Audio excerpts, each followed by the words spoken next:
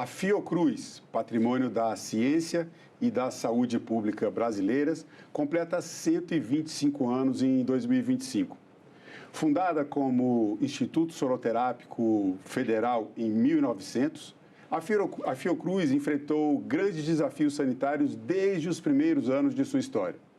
A epidemia da peste bubônica e o combate à erradicação da febre amarela foram apenas alguns dos primeiros passos dessa gigante da saúde pública nacional. Saúde é assunto de cidadania e é sobre isso que eu converso com o presidente da Fundação Oswaldo Cruz, o doutor em Políticas Públicas, Mário Moreira. Presidente, bem-vindo ao Cidadania, obrigado pela sua participação em nosso estúdio. Bom dia, agradeço a oportunidade, queria cumprimentar também a todos e todas que nos assistem aqui nesse momento. Bom, vamos contar um pouco da história da Fiocruz, 1900, Instituto Soroterápico Federal.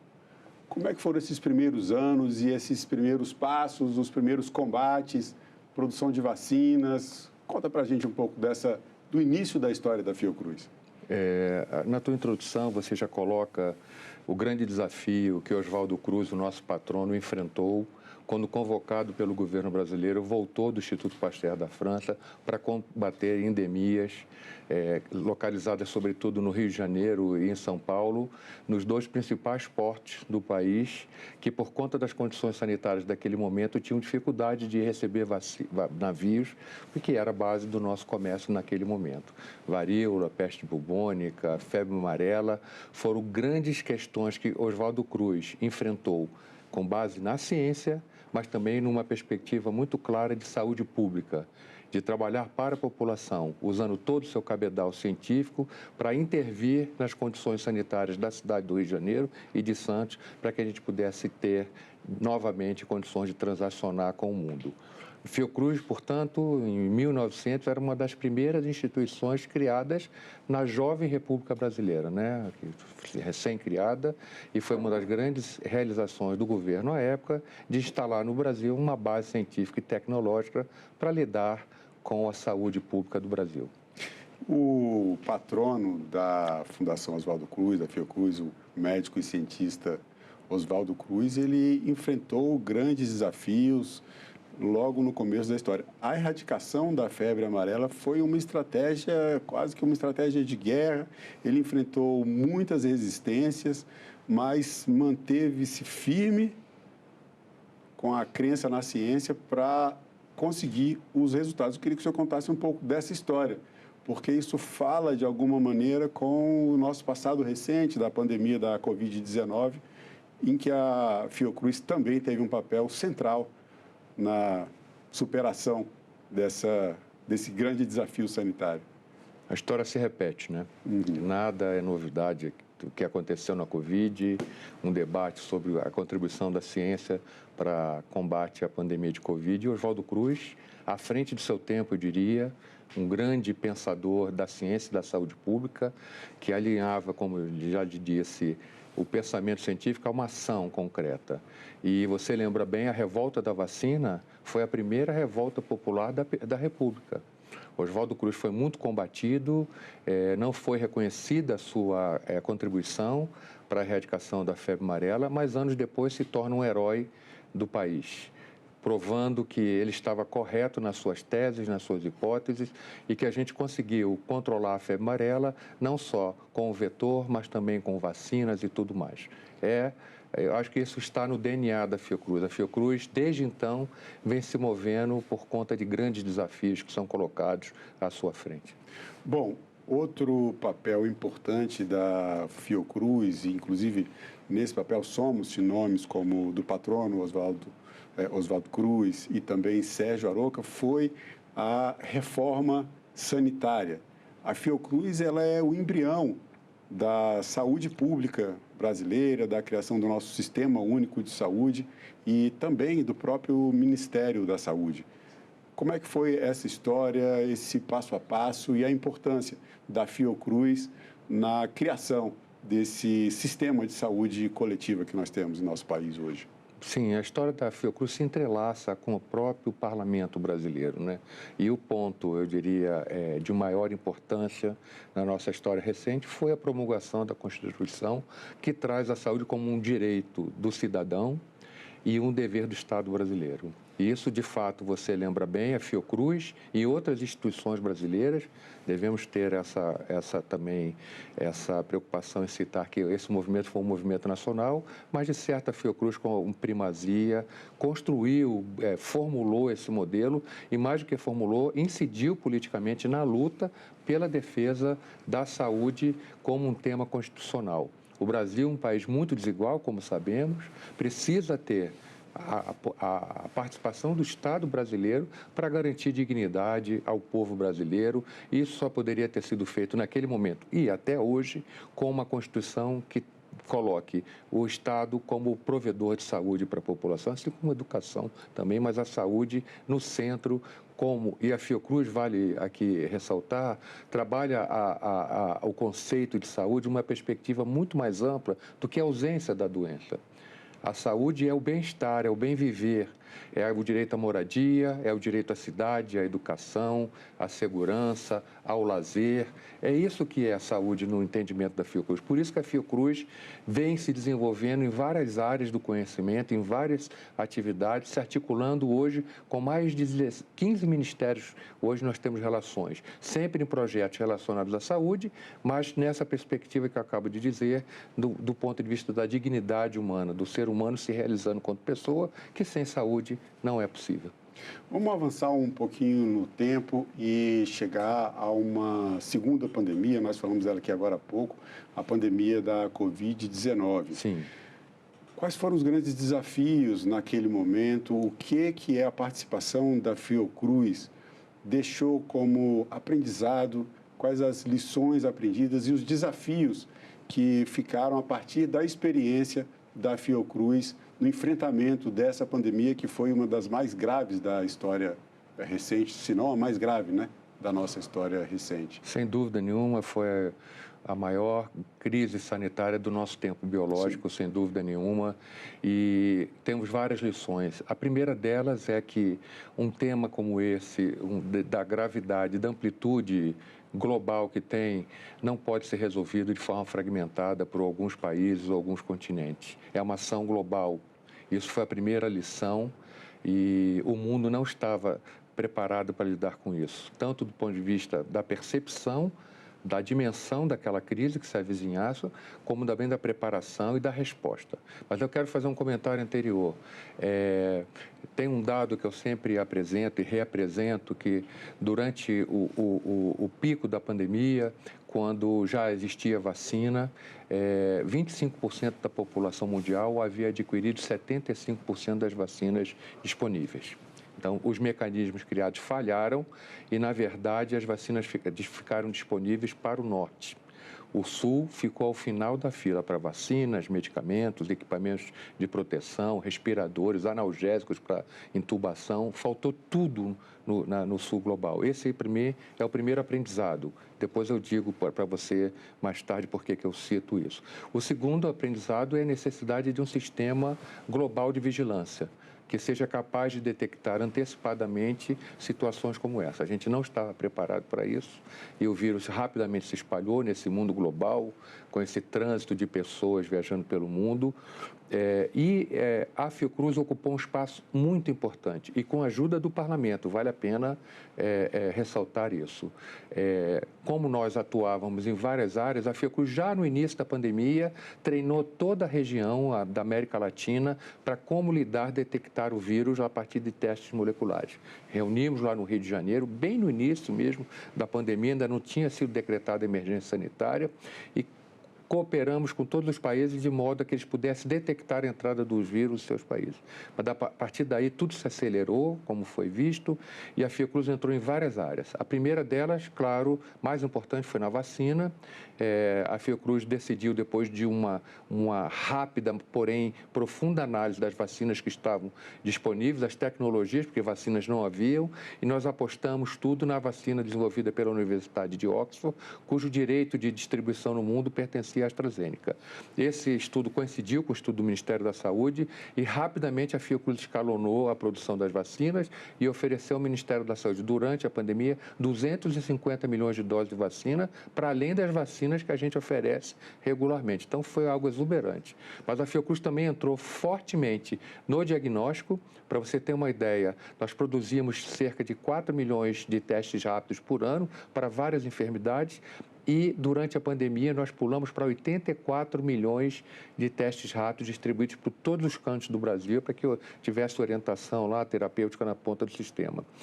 Nos testes moleculares, também que a Fiocruz tem tradição, mas produzia no máximo 1 milhão de testes moleculares por ano, a Fiocruz saltou para 18 milhões de testes moleculares oferecidos ao sistema de saúde durante a pandemia. E mais do que isso, ela entrou forte na organização de um sistema nacional, contando com os laboratórios de saúde pública, universidades, e a própria Fiocruz organizou 4 centros nacionais de testagem. Nós testamos 40% de todas as amostras que foram testadas no Brasil. Para além disso, uma característica bem peculiar do Rio de Janeiro, e a gente também decidiu criar um hospital, e fizemos isso da decisão da aprovação desse hospital pelo Ministério da Saúde até a internação do primeiro paciente, 74 dias. Foi algo assim espetacular, e nós, nesse hospital, temos 194 leitos de UTI, porque naquele momento os pacientes que evoluíam para a forma grave da doença iam para a Fiocruz no Rio de Janeiro. Como a Fiocruz não é um hospital ou 2 hospitais, ele é muito mais do que isso. A gente produziu muito conhecimento a respeito da Covid e conseguimos discutir protocolos para o Brasil todo, foi muito interessante. Essa experiência de enfrentar uma pandemia que se espalhou de forma tão repentina e com consequências tão graves, acabou, então, acelerando um pouco todo esse processo de pesquisa científica, de descoberta de vacinas, de colocar as vacinas, de escalonar essas vacinas.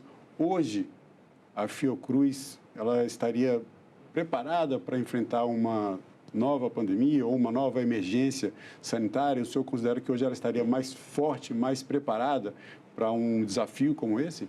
Eu acho que sim. Agora, se você me perguntar se a Fiocruz está preparada para uma nova pandemia é suficiente, acho que não. O Brasil também aprendeu, o sistema de vigilância brasileiro aprendeu, e hoje há uma discussão de como fortalecer esse sistema de vigilância. Há várias experiências pelo mundo, na Europa, nos Estados Unidos, de estruturas que possam lidar melhor com isso. O Brasil tem história, tem vocação, tem base científica e tecnológica. Eu acho que a gente pode avançar muito mais. Mas, sem dúvida nenhuma, a Fiocruz está muito melhor preparada. Eu também queria complementar, na resposta anterior, de que a Fiocruz foi fundamental na comunicação com o sistema de saúde, com os profissionais de saúde e com a população. Se há de destacar alguma coisa positiva na pandemia, foi o fato da população se interessar pela ciência. Não era, assim, surpresa estar no metrô, no ônibus, no restaurante, as pessoas discutindo antígeno, anticorpo, proteção duradoura, enfim. A população se engajou, que eu acho que é um papel da Fiocruz, que é o papel da popularização da ciência. Então, a gente tinha lá os nossos mecanismos de comunicação, todo mundo ficava, eu me lembrava do radinho, assim, que as pessoas ficavam esperando a Fiocruz se pronunciar para poder implantar ações nos estados e nos municípios. E esse é um dos pontos centrais do papel da Fiocruz na saúde. A gente associa, nós associamos a Fiocruz à saúde pública, à saúde coletiva, mas também existe esse papel que o senhor já destacou aqui de redução das desigualdades sociais e esse trabalho de comunicação, que é uma das vertentes do trabalho da Fiocruz. Agora, no discurso de posse, o senhor foi reeleito em 2024 para exercer mais um triênio à frente da Fiocruz. E no seu discurso de posse, o senhor falou sobre um momento de inflexão pelo qual passa a instituição e sobre a importância de debates para pactuar um projeto Fiocruz do futuro. 2 desafios que estão postos, que também são colocados dentro desse panorama, desses cenários aí que já vivemos e que enfrentaremos nos próximos anos. Mudanças climáticas e transição demográfica da população brasileira. O que a Fiocruz está fazendo hoje? Qual a perspectiva de futuro no enfrentamento dessas questões do ponto de vista da saúde pública? Boa pergunta e merece uma reflexão. A Fiocruz é o que é hoje pela sua trajetória, né? E como falamos no início da nossa conversa, ela nunca se furtou a enfrentar desafios.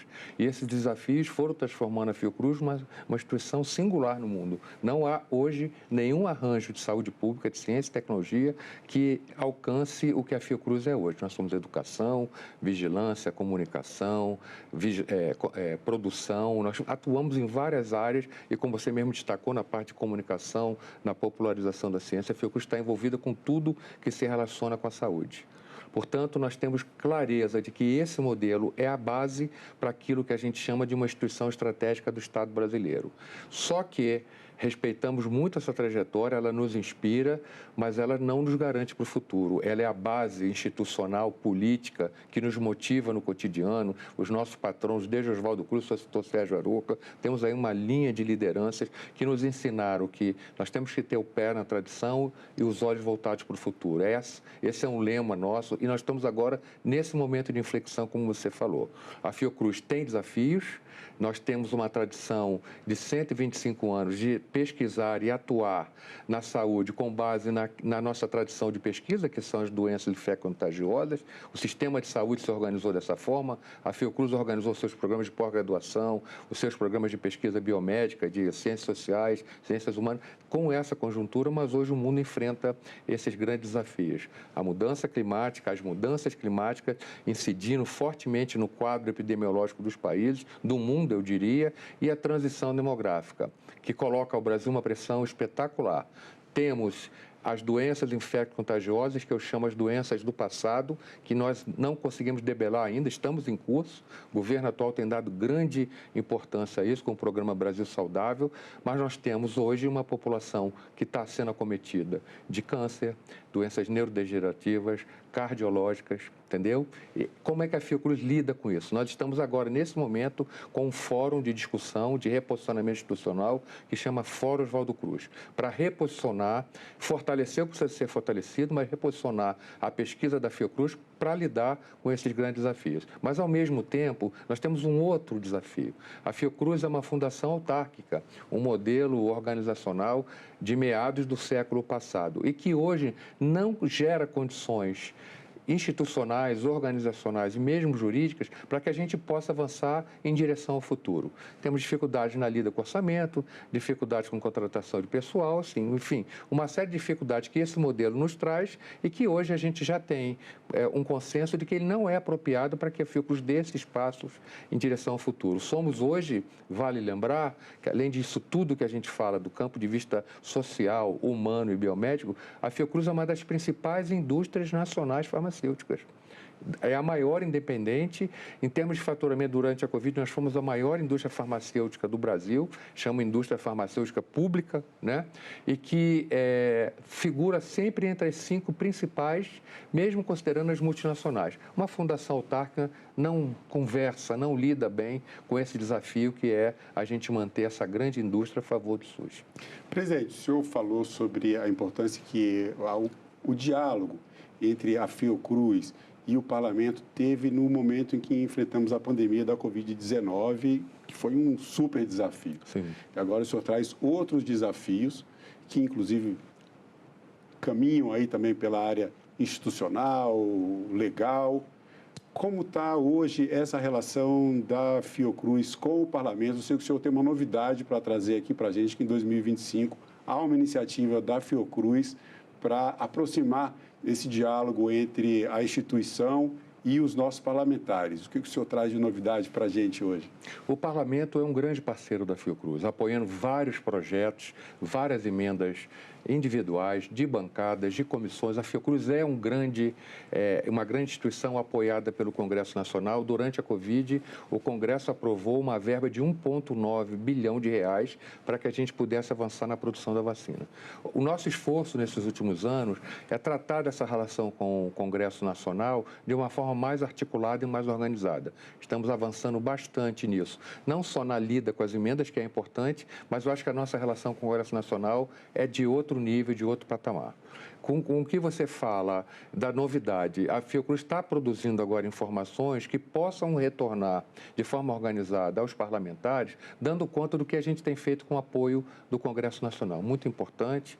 Hoje estaremos distribuindo durante a solenidade e isso passa a ser uma comunicação constante com o parlamentar e com o Congresso, sabendo o quanto ele está ajudando a Fiocruz a desenvolver suas atividades.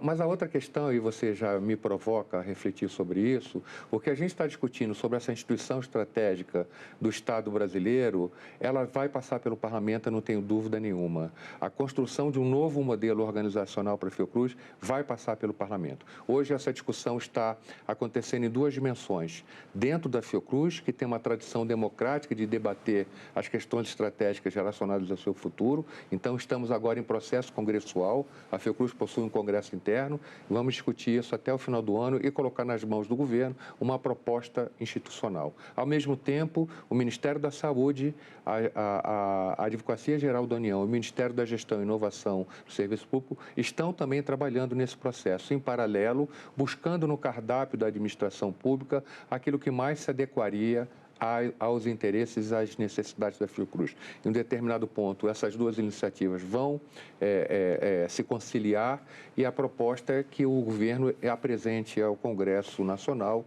uma proposta de um projeto de lei para que a gente possa atualizar o modelo jurídico da Fiocruz. Essa é a nossa expectativa e eu contarei muito com o parlamento, não tenho dúvida nenhuma, no diálogo individual com os deputados e senadores, mas também no bloco da saúde, que aqui é um bloco muito forte, para que eles possam compreender as necessidades da Fiocruz e o seu potencial que pode ser atingido com condições organizacionais mais adequadas.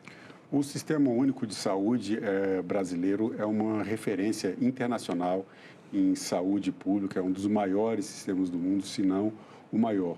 E conta com forte apoio da opinião pública. A opinião pública brasileira é muito favorável ao papel do Estado no serviço, na prestação desse serviço de oferecer a saúde pública para a população. Qual foi o papel da Fiocruz nessa formação da opinião pública brasileira em favor de um sistema único de saúde público e universal?